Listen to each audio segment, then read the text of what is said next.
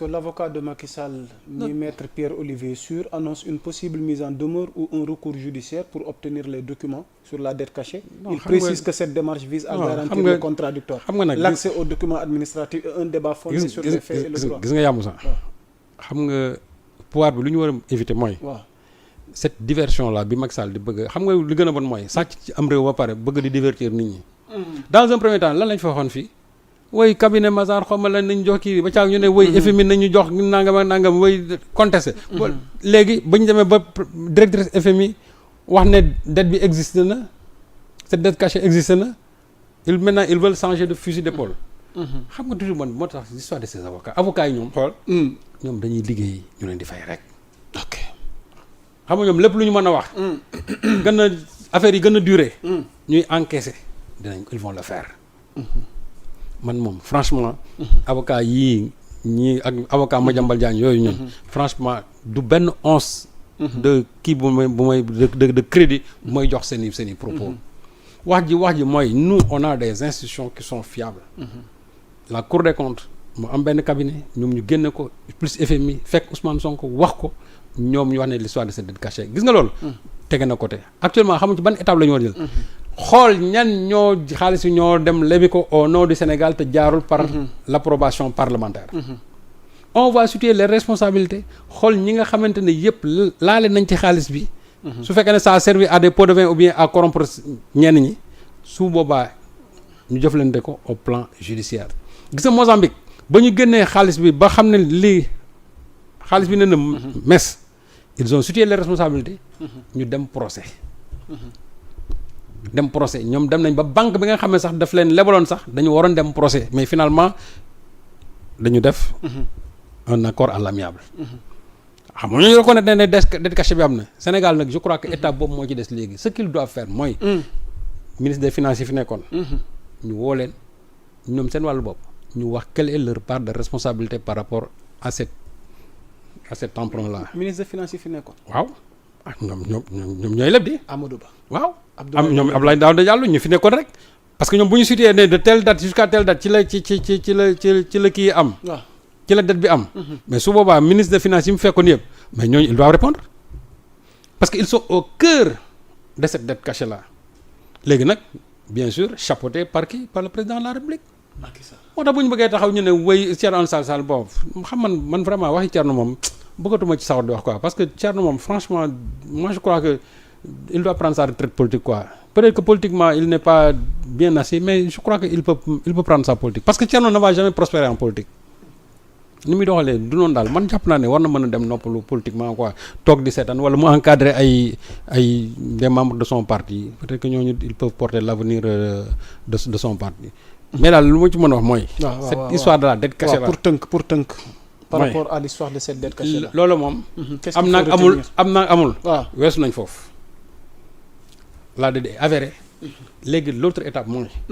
enclencher maintenant des enquêtes judiciaires. xool ñi nga xamante ne ñëpp taxee nañ ci Macky Sall moom sa responsabilité est déjà engagée mais ces ministres des finances là yi fi jaar. qu'ils nous donnent toutes les informations par rapport à ça quelles sont les banques qui ont été impliquées les institutions financières qui ont été impliquées. ñu def li ñu war a def enclencher des procédures bu ñu leen war a yóbbu procès ñu def ko comme le Mozambique a fait parce que Mozambique seen bos ñoom ci procès la mujj. bii aussi dafa war a mujj ci procès mu leer nit ñi parce que mënuñu jël xaalis bu toll noonu lekk ko. fait c'était 1130 nangam milliards fii moom dem na ba ay 5000 milliards. donc nañ ko leeral parce que bu ñu ko deful affaire bii daf la ni topp l'actuel régime mënoon nag wax ne y a une dette cachée ba pare te doo situer responsabilité yi déedéet donc pour man la première phase est dépassée. mooy l'existence de la dette maintenant quelles sont les responsabilités des uns et des autres je crois que ci phase boobu fa lañ toll tey. mais moom am naag amul. loolu moom c'est derrière nous Macky Sall nag su ko neexee mu engagé. pour comment dirais-je kii yu bëri. waaw su ko neexee mu engagé avocat yu bëri. mais li gën a am solo daal mooy. que moom si wàllu boppam. mu xam ne il doit revenir dans ce pays comme que il doit diriger une transition. na dellusiwaat ci réew mi su ñëwee maintenant lépp lu nga xamante ne moom lañ koy tuumaal su boobaa moom mu wuyu ji avant qu'on ne lance bien sûr un mandat d'arrêt. parce que boo boobaa lay gën a ñaaw man jàpp naa ne ci lay gën a ñaaw te nul n'est au-dessus des lois l'affaire Sarkozy est là nañ ko xam tey boo xoolee en France il y a beaucoup de personnes qui sont en train de dire oui Sarkozy mais ñi ko jege rek ñooy wax loolu mais le bas peuple ñoom jàpp nañ ne c'est-à-dire Sarkozy est justiciable au même titre que l'ensemble des Français Macky Sall aussi même su fekkente ne am na benn immunité boobu noonu il est justiciable am na privilège de juridiction il est justiciable au même titre que l'ensemble des Sénégalais am na lu mu def ci réew mi économie réew mi ni mu doon manager réew mi loolu su boobaa moom na ñëw tontu ci waaw ak ñi nga xamante ñëpp nag ñu àndoon ak moom dans ces projets funestes. macha allah mbokk yi di leen nuyuwaat waxtaan wi de dox di wéy ku lim juuma vous êtes nombreux à nous suivre partout à travers le monde di leen nuyuwaat di leen joxaat seen wàccuwaay alors sëñ Saliou Guèye dañuy bëgg a dugg benn chapitre boo xamante ni tamit ñeel na sunu njiitum réew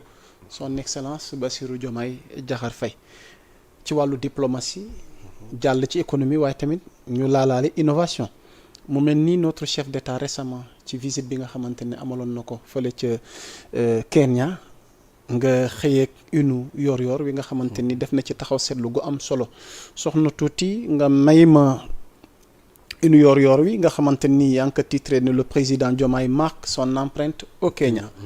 Lors de sa visite officielle à Nairobi, le président Bassirou Diomaye Faye a multiplié les initiatives diplomatiques et économiques tout en promouvant l'innovation sénégalaise.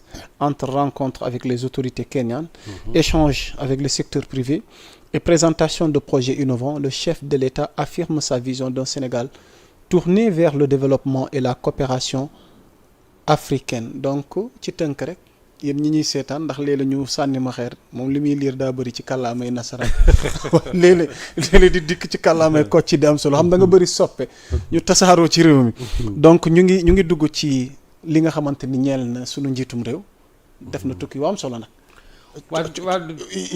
coow li bëri na xam nga lan lañ mën a tënk ci tukkim gi ca Kenya xam nga Diomaye moom mooy li ma wax rek gis nga toujours souveraineté boobu nga xamante ne moom la ñuy prôné exactement moom la ñuy doxal chaque fois boo gisee les initiatives yi nga xamante ne moom la ñu am au plan africain parce que déjà dem dans la région des Grands Lacs dem fa tournée économique et diplomatique ñun suñu chef d'État yi fii pratiquement seen tournée yëpp c'était hors de l'Afrique mais fii moom je crois que non seulement les pays asiatiques les pays européens mais aussi les pays africains Ousmane Sonko a fait les pays africains bi yoon c'est Diomaye qui est parti il a commencé d'abord par le Rwanda xam nga déjà Rwanda boo gisee dafa nekk pays boo xamante ni dafa am fu mu jóge ak fu mu nekk tey exactement ba pare nekk aussi benn exemple ci lu bëri surtout en matière même d'écologie et je crois que aujourd'hui bu ñuy citer en tout cas l'un des pays les plus propres bien en tout cas l'une des capitales les plus propres du monde Kigali dañ ko ci tuddaale parce que loolu aussi président bi lu mu fa instauré la fexe nañ ba tey jàpp nañ ne ñoom seen capitale ci capitale yi gën a set ak yi gën a rafet ci la bokk soo jëlee par exemple le tourisme d'affaires parce que ñoom tourisme d'affaires la ñuy def pas le tourisme balnéaire mais le tourisme d'affaires après le Maroc en Afrique je crois que ñoom ñooy jël deuxième rien qu'en 2024 ils ont reçu ci touristes 1,3 million touristes recevoir nañ ko et ça leur a permis d'engranger presque plus de 600 millions de dollars ci loolu donc c'est pour dire tout simplement que le tourisme d'affaires bi ñoom li mu leen di indil moo tax c'est pourquoi très souvent ñun bu ñuy wax ne suñu tourisme man leen xam nga ñun on est trop tourné vers le tourisme balnéaire exactement mais je crois que il faut quand même que les gens innovent en disant que du tourisme balnéaire moo fi nekk mais mën nga am comme par exemple l'exemple du Rwanda le tourisme d'affaires où les gens anciennement ils disent que Sénégal war nañ fi mën a dem tenir fa telle conférence def fa lii et loolu je crois que en la matière Rwanda aujourd'hui c'est le deuxième pays africain parce que rien qu'en 2024 comme je l'ai dit ils ont reçu 1,3 million touristes pour un pays boo xam ne nii c'est 26 000 kilomètres carrés donc pour dire que ñoom domaine boobu ñu ngi ciy béy seen waar même malgré aussi seen kii bi ni mu demee foofu seen relief bi ni mu demee mais c'est un pays boo xam ne aussi qui a mis l'accent sur l'agriculture